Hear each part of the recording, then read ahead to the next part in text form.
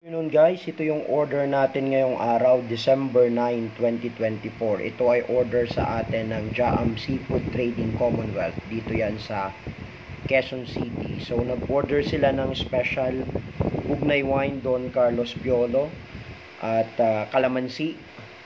At meron din dragon fruit, then rosel. Ayan, turmeric, pineapple. So, regular Bugnay fruit wine and itong napakasarap at delicious na Guyabano premium wine. So, ito mga kapatid ay galing sa Adams, Ilocos Norte.